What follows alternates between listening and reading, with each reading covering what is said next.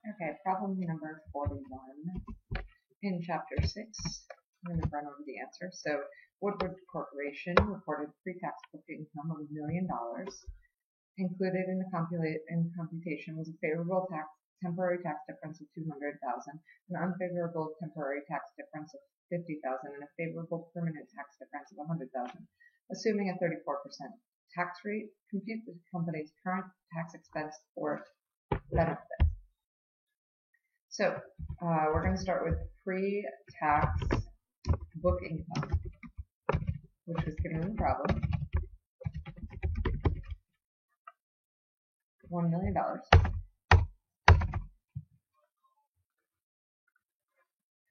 And then we are going to add the favorable, we're going to subtract the favorable tax difference. This is because a favorable tax difference actually reduces your taxable income. So it was $200,000. And then an unfavorable tax difference. This is temporary as well, which means it will reverse out. Timing issue. I'm going to add the word temporary here.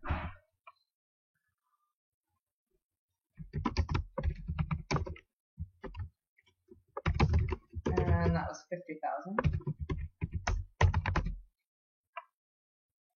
And then we have a favorable permanent tax difference, which means this will not reverse out. So now we add this up to get our taxable income. I'm just going to add this up.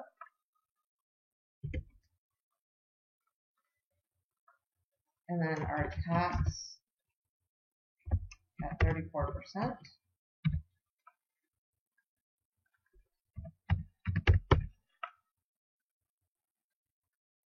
And that is our current income tax expense.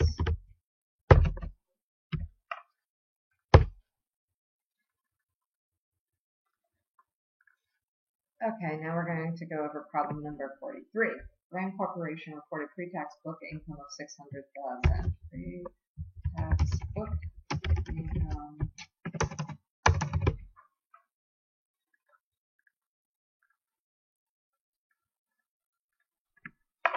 It had tax depreciation exceeded book depreciation by $400,000.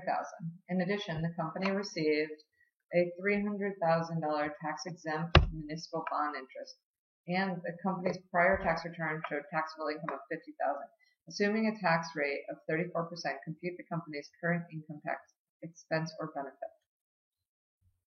Okay, so we're going to take the pre-tax book income, and then we have excess tax depreciation.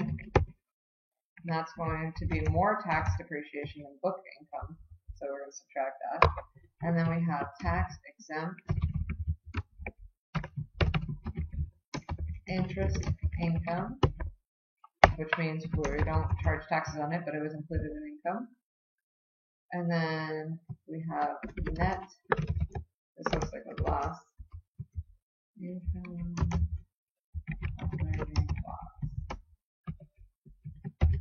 I'm going to add this up.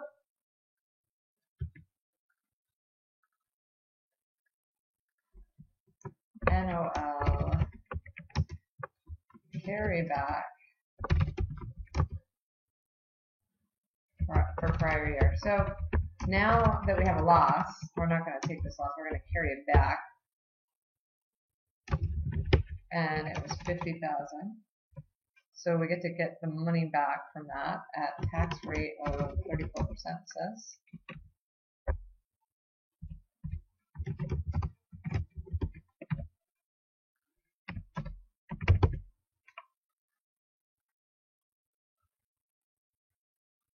So this is a current income tax benefit. We're not going to pay it, we're going to get it back.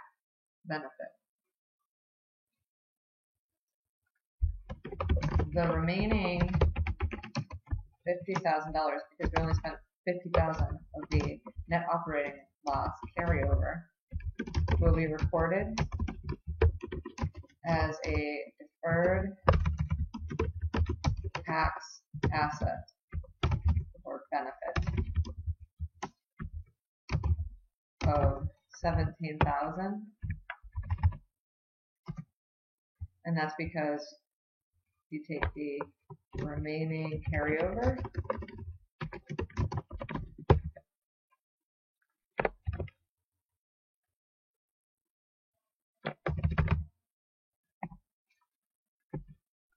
and tax rate 34%.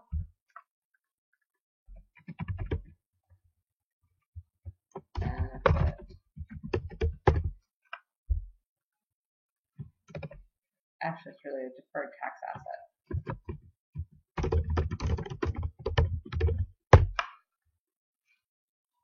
Okay, we're going to move on to problem number 51. So 51, the Shaw Corporation reported pre-tax book income of $1 million. So I'm going to put this pre-tax book income. I can't type.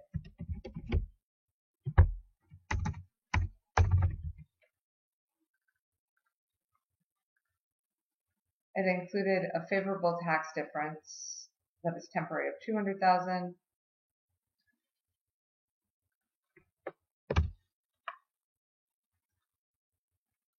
An unfavorable temporary difference of $50,000 and a permanent difference that's favorable of $100,000.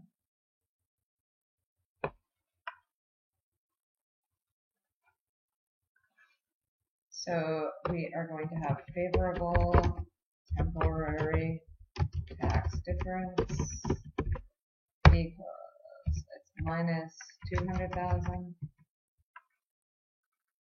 and then unfavorable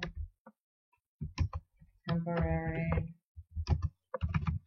tax difference, which is a positive number to this, 50,000, and then favorable permanent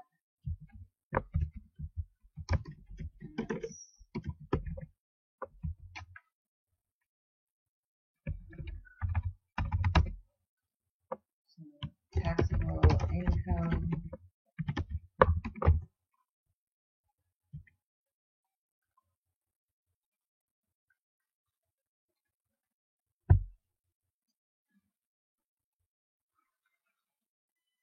So we're actually going to set it up like we did in class. So we will have pre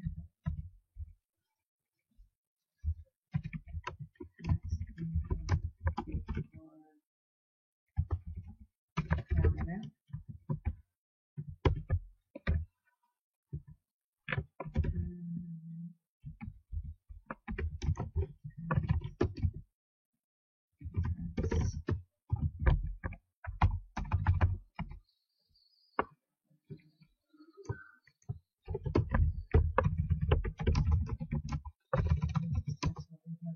or temporary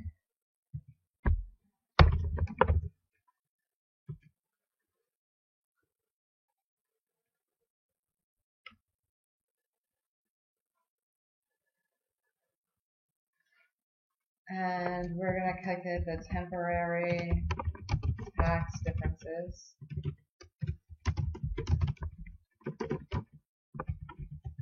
And that is the -2 plus the 50,000. And then deferred tax, and it's a liability because we're taking this before hand, and we're going to multiply this temporary difference by the tax rate. And so that is our deferred tax liability. Permanent differences do not affect deferred income tax provisions. And now we're moving on to problem number 53. So in 53 we have Harrison Corporation had pre-tax book income of $600,000.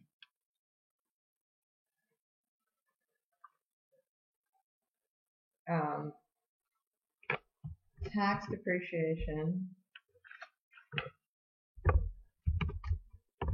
excess tax depreciation.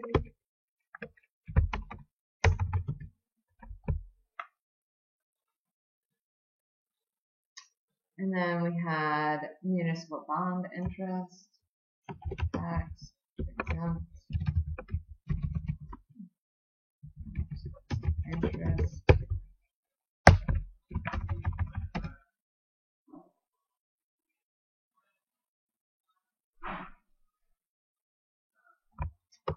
So we have net operating loss. This was the same problem we did earlier.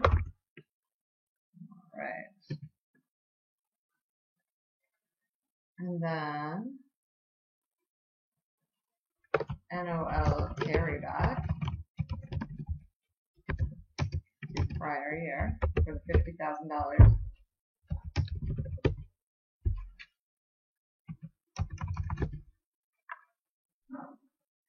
And tax, current income tax refundable. We're assuming a 34% rate.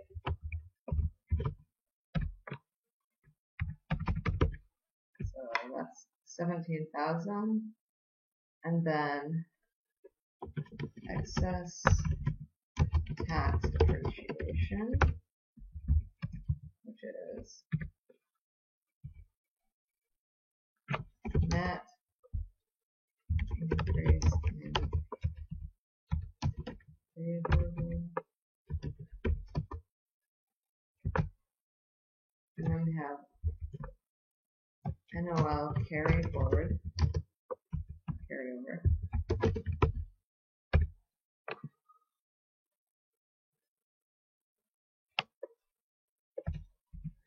And that's $50,000. The difference between the operating loss and the 50 we carried back. So we have a net increase in favorable temporary differences.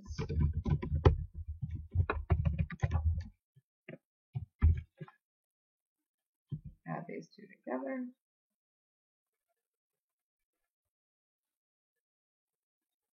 And then tax on favorable.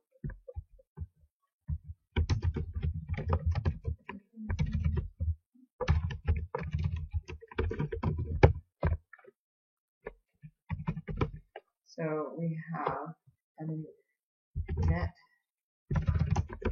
increase in deferred. This would be a liability because we're going to pay in the future.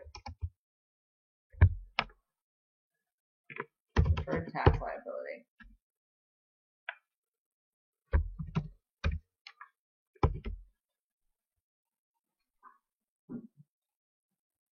That was problem number 53. Now problem number 58 is the final homework problem. And 58 talks about Adam Corporation has a total deferred tax asset of $3 million at the year end. Management is assessing whether a valuation must be recorded against some or all of the deferred tax asset. What level of assurance must management have based on the weight of available evidence that some or all of the deferred tax asset will not be realized before valuation? And so, based on the weight of evidence that some or all of the deferred tax assets will not be realized before evaluation. And the answer is it needs to be more likely than not in order for you, let me copy this here, more likely than not in order to have the valuation allowance required. And this is an overview of deferred tax assets and current income tax expense.